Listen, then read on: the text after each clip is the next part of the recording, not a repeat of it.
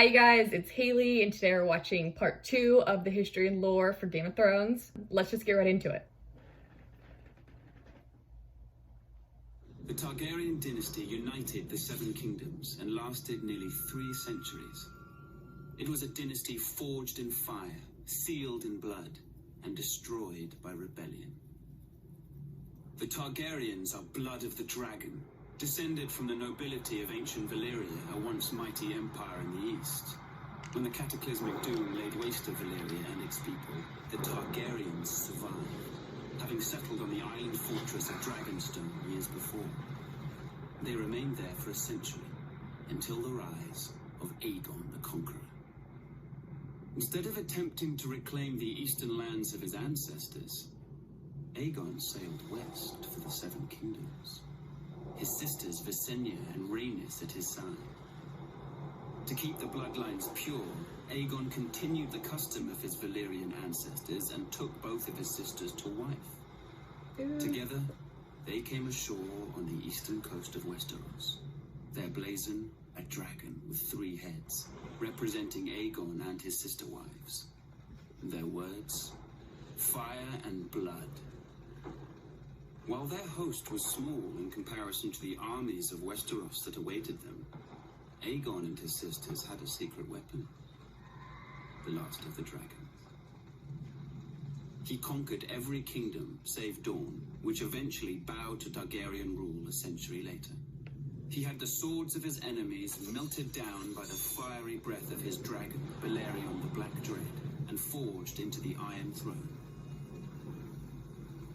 The capital city of King's Landing was built on the eastern coast, where Aegon and his sisters first came ashore. And Aegon ordered the construction of a royal castle on its highest hill, the Red Keep.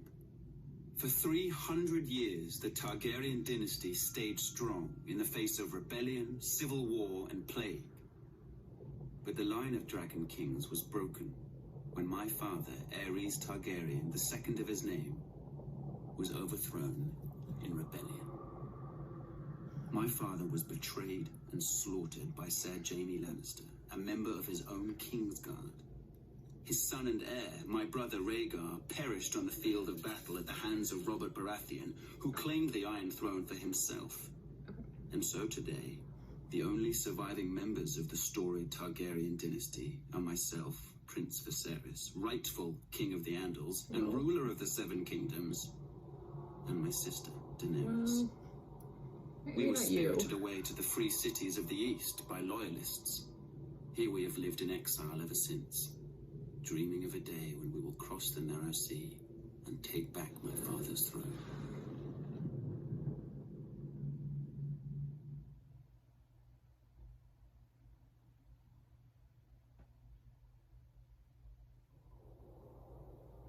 Rebellion. The crimes of House Targaryen were too heinous to go unanswered. The noble houses of Baratheon, Stark, and Arryn united to oppose and overthrow the line of the cursed Dragon Kings.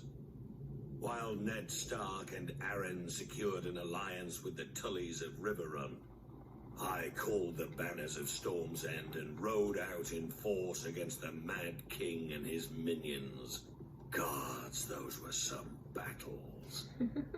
Our first victory occurred at Summerhall, where I faced off against an army of dragon loyalists and won 3 battles in a single day. 3 in one day. Nice. 7 hells, that was a glorious day. We tried to take Ashford Castle in the Reach, but the Tyrells beat us back. We had to regroup. My army was pursued north by Aerys's army and took refuge in the Stony Sept in the Riverlands. When the Targaryen army entered the town, the Sept bells tolled, a signal to the townspeople of the battle that was to come. As the Targaryens searched from house to house for me, the combined forces of Ned Stark and the Tullys swept into the city. Gods, what a day that was. It's now known as the Battle of the Bells. We overwhelmed the Mad King's forces and sent them scampering back to King's Landing. Hell yeah. Aerys's son, Rhaegar, who started the whole damn thing, finally emerged from hiding in the south and assembled his own army to face us. As for the Mad King, he must have been pissing himself. The battle that would decide the fate of the Seven Kingdoms occurred at the crossing of the Green Fork of the Trident River. Rhaegar commanded the royal host, which was some 40,000 strong. My forces were outnumbered by nearly 5,000 men, but that didn't matter. They were fresh, but we were battle-hardened and had justice on our side. As the battle raged around us, I faced off with Rhaegar, the stag and the dragon right there in the ford of the river. I fought with the fury of 10 men, raining blow after blow upon that vile prince before burying my warhammer in his chest. Yep. I hit him so hard the rubies on his armor broke free, flinging them into the stream. They call it the Ruby Ford now. With that scum Rhaegar dead and the royal army shattered, our next move was to make for King's Landing. But I'd sustained a few wounds in the battle and was unable to ride. I sent Ned Stark to the capital to face the Mad King and make him pay for his crimes.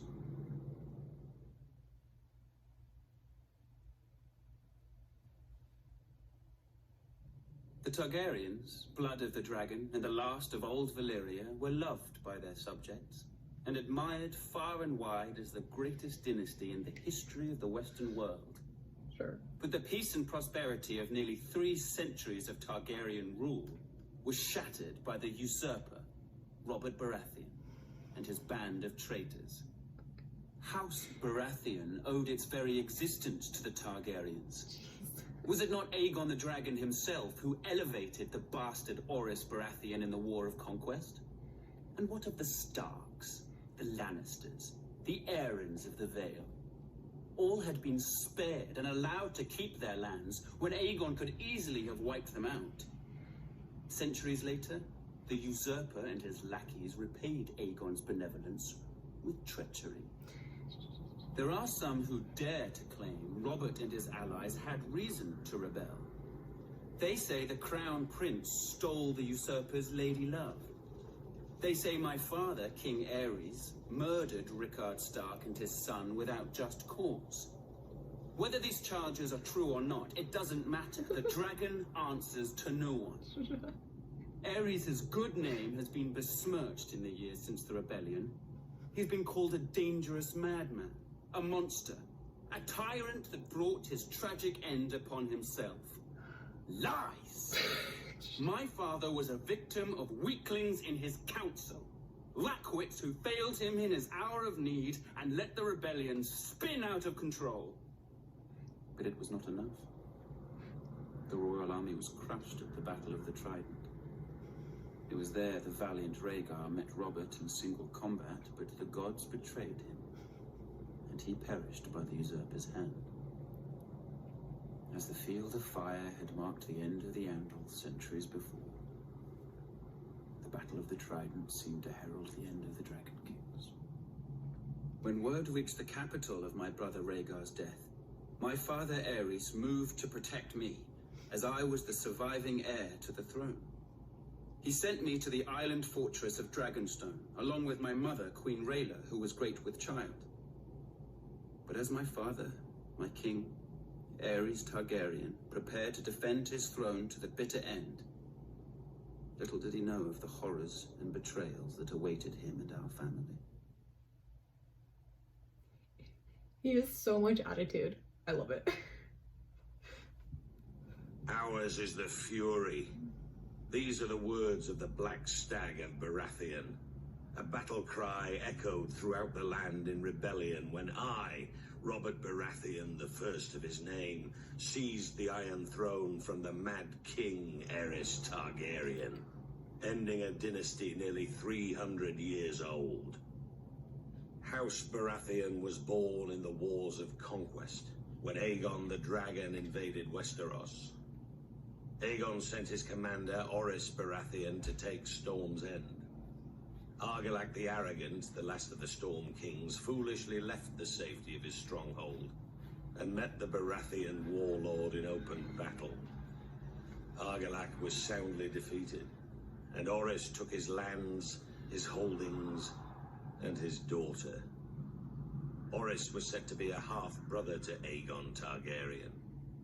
If this were true, a little blood of the dragon mingled with that of the stag in those days. The seat of House Baratheon is Storm's End, a legendary keep raised in the Age of Heroes. It overlooks Shipbreaker's Bay, where legend has it that Durin, the first Storm King, raised the keep with the aid of Bran the Builder of House Stark, forging a centuries-long connection with the Stormlands and the North. After Aegon's conquest of the Seven Kingdoms, the Baratheons remained loyal enough to the crown, while Targaryen kings came and went. But loyalty has its limits. When Rhaegar Targaryen, Aerys' vile son and heir, abducted Lyanna Stark, my betrothed, my beloved, it was time to act. We raised our banners, Baratheon, Stark, Jon Arryn, and the Tullys, united in rebellion against Rhaegar and his father, the Mad King. We were victorious and took the Iron Throne. That bit of dragon blood in my veins came in well, as it made me a distant relation to the Targaryen dynasty blood of my long-lost ancestor, Orys. The truth of it is, I took it. I sit on the Iron Throne. I rule the Seven Kingdoms from the Red Keep. Well, you did.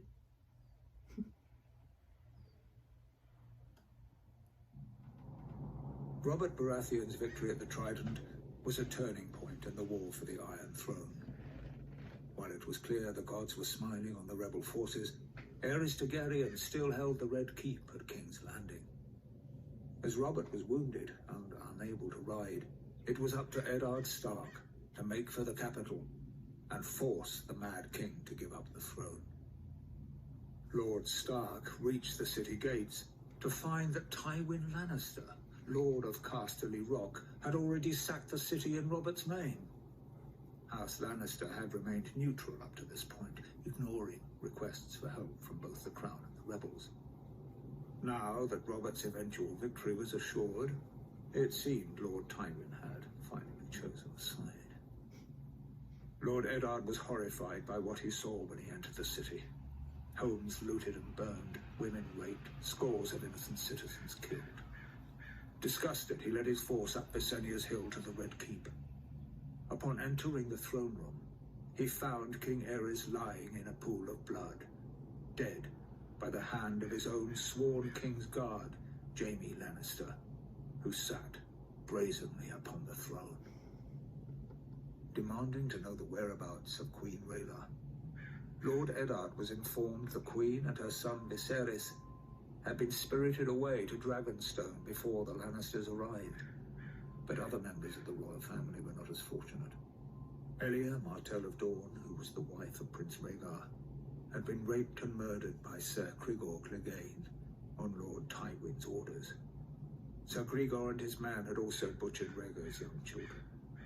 When Robert was well enough to reach the capital, Lord Eddard demanded the Lannisters answer for their heinous crimes. Robert refused, and sent him south to relieve the Baratheon stronghold of Storm's End, which was still under siege by forces loyal to the crown. Whatever words passed between the two old friends are known only to them. But Lord Eddard is said to have left King's Landing in anger. Later, when Robert was crowned, he appointed Jon Arryn as Hand of the King. Lord Arryn's first order of business was to broker a truce with the Martells of Dorne, who were outraged by the brutal murder of Princess Elia and her children. Following the death of Lyanna Stark, who had been betrothed to Robert, Houses Baratheon and Lannister were joined in marriage when the new king took Tywin Lannister's eldest daughter Cersei as his queen. As for Eddard Stark, he returned to his stronghold of Winterfell, forever haunted by his sister's death and the shameful way that Robert had secured his throne. Damn. For our rebellion to succeed, King's Landing had to be taken forcefully. No one was foolish enough to believe that Aerys was going to hand his crown over peacefully. The Mad King's reign needed to end. What Tywin Lannister's forces did was unfortunate, but it was necessary to secure the Iron Throne and bring peace and justice to the Seven Kingdoms. My glorious victory at the Trident left me wounded, but I sent my personal maester to attend to Sir Barristan Selmy instead. His wounds were more severe. Even though Sir Barristan was a member of Aerys's Kingsguard and fought on the opposing side, that man's bravery and loyalty was something to behold. But this meant my wounds would take longer to heal, and I couldn't ride to King's Landing myself. I sent the one man I trusted over anyone else in this world, Ned Stark, in my place. Had I been able to ride, perhaps I could have reached King's Landing sooner and prevented some of the violence that occurred when the Lannisters entered the city. Still, what Lord Tywin did was for the greater good. Even what happened to Princess Elia and her children, babies or no, theirs was the same cursed blood that flowed within the Mad King's veins. They were dragon spawn and couldn't be allowed to survive. What would they grow to be? Loyal subjects? Ned with his damn northern honor. He and I had our first major fight over the deaths of the Targaryen children. Ned called it murder. Murder? It was war. It was war.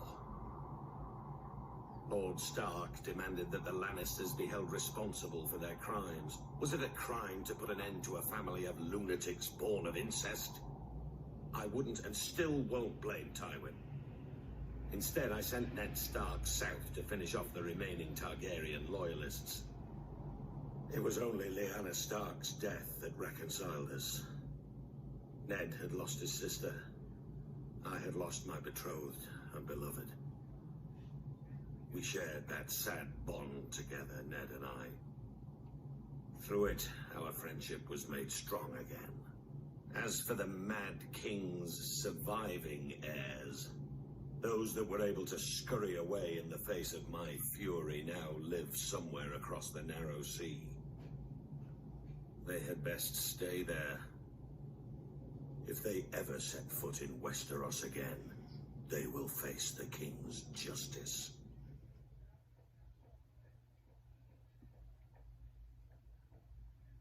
Rhaegar Targaryen lay dead on the banks of the Trident, his royal army shattered and in retreat.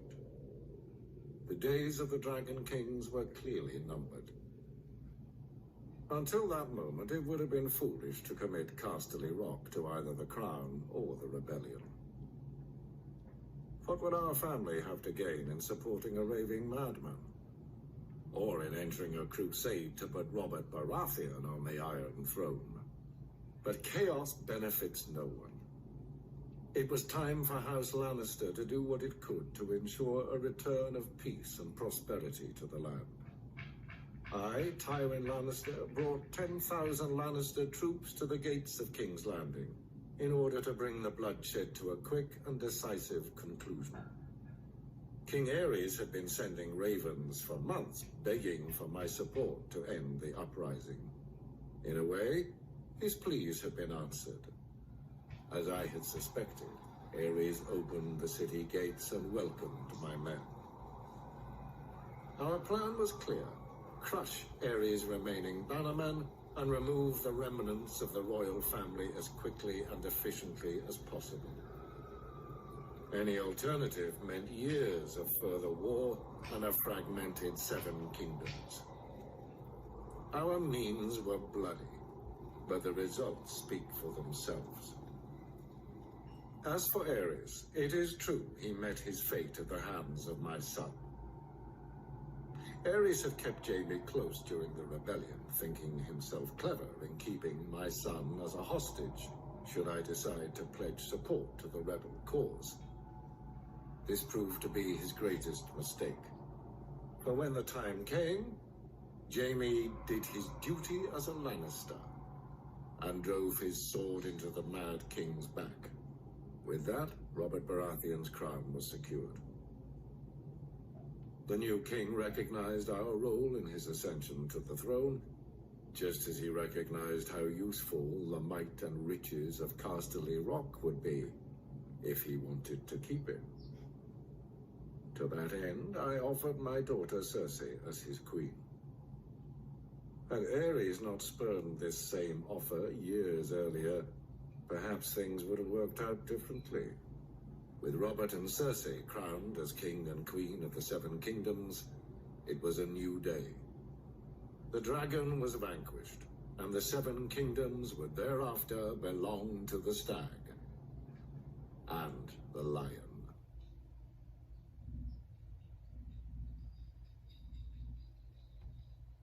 The Battle of the Trident may have been an important victory for the usurper, but it was the treachery and barbarism of Tywin Lannister that sealed the fate of the Targaryen dynasty.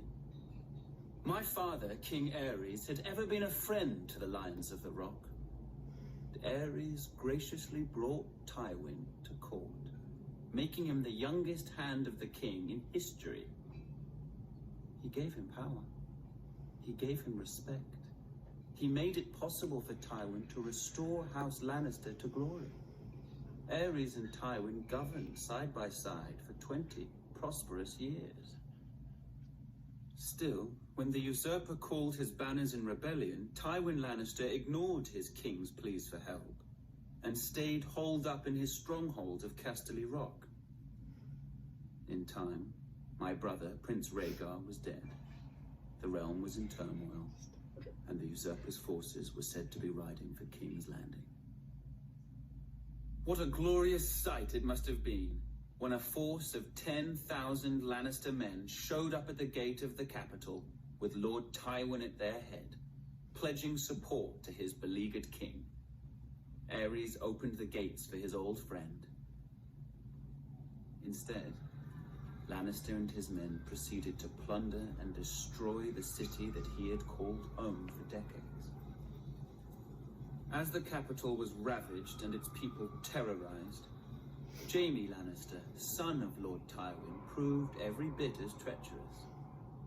He killed my father, the king, at the foot of the Iron Throne.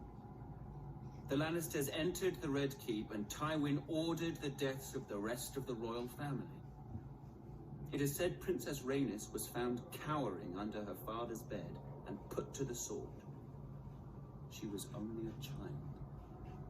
As for Rhaegar's widow, Elia, she was forced to watch as Lannister thugs dashed her baby son's head against a wall before being raped and murdered herself. As I was the heir to my father's throne, I had been spirited away to Dragonstone with my mother, Queen Rhaela, who was with child. As a raging summer storm battered the island fortress and destroyed the Targaryen fleet as it lay at anchor, my sister, Daenerys, was born. My mother, the Queen, died giving birth. Now, some 17 years later, the rightful king still lives in exile. But a day of reckoning is coming. I will sail west as Aegon the Dragon did centuries before. I will take back my father's throne with blood and fire. And I will punish the treacherous dogs who sought to destroy my family. And the people shall rejoice. Jeez. The way he whispered that was intimidating. So it's supposed to be like a 17-year gap from when... The snow-capped mountain.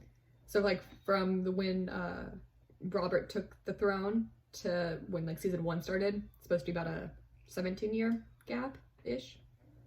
That's what I'm getting at that.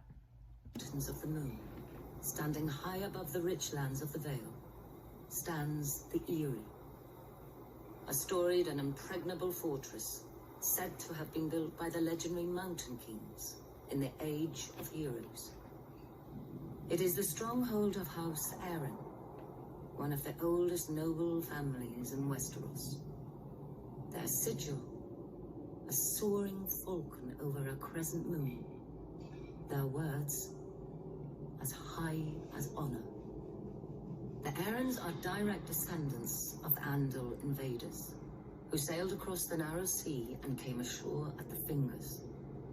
According to legend, Sir Artus Arryn, known as the Winged Knight, soared through the sky atop a giant falcon, landing on the peak of the highest mountain, where he defeated the Griffin King in battle. It was the Andal's first great victory over the First Men, and Sir Artus was duly rewarded. He was declared King of the Mountain and the Vale, and the region was renamed the Vale of Arryn. Thousands of years later, Aegon the Conqueror arrived in Westeros. House Arryn bent the knee to Aegon and his dragons, and were allowed to maintain the control of the region as Lords Paramount of the Vale and Wardens of the East. Over the centuries, House Arryn remained loyal to the Targaryen dynasty, until Lord Jon Arryn joined with houses Baratheon and Stark in rebellion against Mad King Aerys. Upon winning the Iron Throne, Robert named Lord Jon Hand of the King, a position he held until his mysterious death. Yeah. Mysterious. On the far western coast of the continent, high atop a rocky promontory overlooking the Sunset Sea, sits Casterly Rock, ancestral seat of House Lannister. Below it lies Lannisport, one of the great cities of Westeros, a centre for trade, culture, and the great Lannister fleet. There are a number of gold and silver mines in the Westerlands, making it the richest region in all of Westeros. One of the most productive mines lies beneath Casterly Rock itself, making House Lannister the wealthiest of all the noble houses. This allows House Lannister to finance many endeavors of other noble houses. Even the king himself has sought credit from Casterly Rock from time to time. We Lannisters claim our descent from the Andal invaders, and through the female bloodline, Lann the Clever. According to the legend, Lann, using only his wits, won Casterly Rock from the noble house of Casterly during the Age of Heroes. The Lannisters reigned as kings of the Rock for thousands of years, and worked to make it the envy of the rest of the Seven Kingdoms. Our time as kings ended, however, when Aegon Targaryen, otherwise known as Aegon the Conqueror, arrived in Westeros with his army. The last king of the Rock, King Loren Lannister, joined forces with King Mern Gardener, the king of the Reach. Together, with 60,000 men, they met the Targaryen host in open battle. History tells us that Aegon unleashed all 3 of his dragons, slaughtering 4,000 men at what came to be known as the Field of Fire. King Mern himself was burned alive that day, and House Gardener turned to ash with him. Seeing both the threat and opportunity the Targaryens represented, Loren wisely surrendered and aided Aegon in his further conquest of Westeros. The Lannisters were thus appointed Lords Paramount of the Westerlands and Wardens of the West, titles we hold to this day. Let us be clear, though, it is neither luck nor royal favor that makes our house prosperous. There have been times in our history where some have thought us weak, lazy, or opulent. My father, Titus Lannister, nearly bankrupted our house with his poor investments, and allowed himself to be mocked openly at court. When our vassal, the Rains of Castamere, dared to rise up against the Lannisters, they learned how dangerous it can be to taunt a lion. I, Tywin Lannister, led the assault on Castamere to put down this rebellion. I made an example of them, to anyone who doubts our might. They even made a quaint song about the fates of the Rains of Castamere. Sadly, there are no Rains left to hear it. Today, the Golden Lion of Lannister is rightly admired and feared throughout the Seven Kingdoms. Our words are, "Hear me roar." But there are other words that should be remembered when crossing a Lion of Casterly Rock. A Lannister always pays his debts.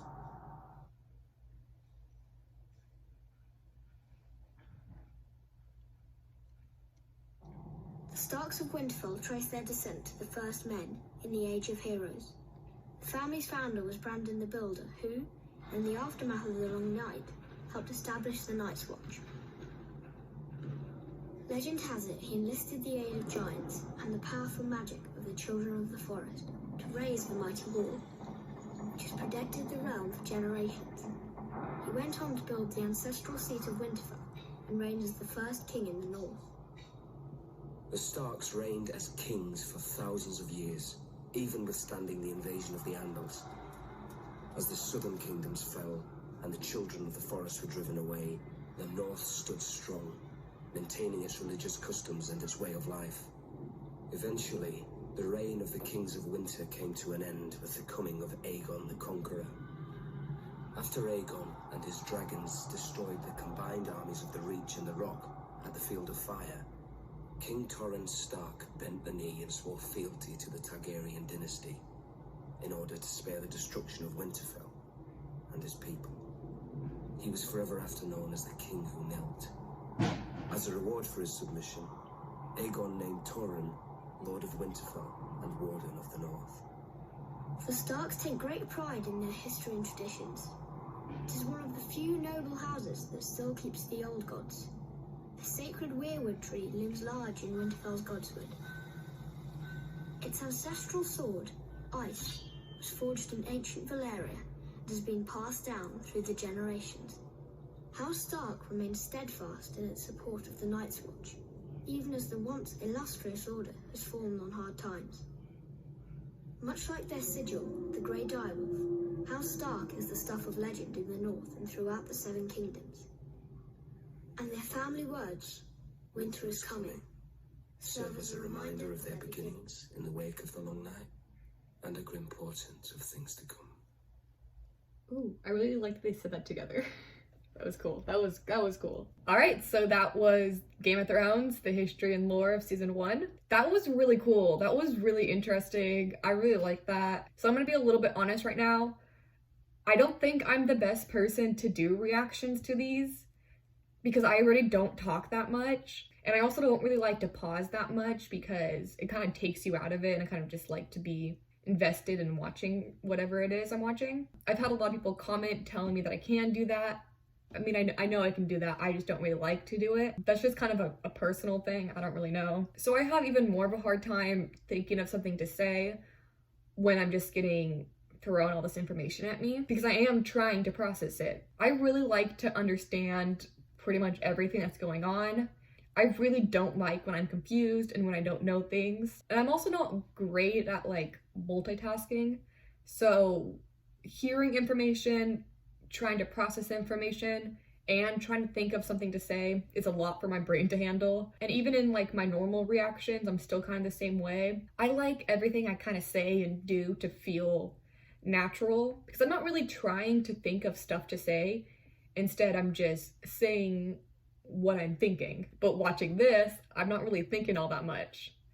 I'm kind of just taking in the information. But I really liked that. I feel like this answered a lot of questions I had about what went on before season 1 started and all of like that background information. And it also answered questions that I didn't even know I had.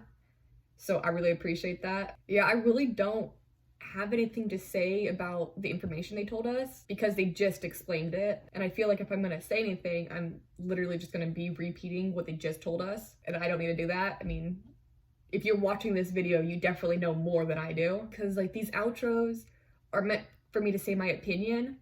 And there aren't really anything to give my opinion about because this was just kind of like a facts video. So it's just telling me the information of what happened. I can't really give my opinion because it's not about that. It's literally just giving you information. Hopefully one day I'll get better at this stuff and I'll actually know what to say in outros because I still struggle. I'm sorry. Anyways, I think that's all I have to say about this video. If you guys want early and uncut reactions, leave my Patreon down in the description. And if you guys enjoyed this video, just give it a thumbs up, comment down below, subscribe, and I'll see you guys next time.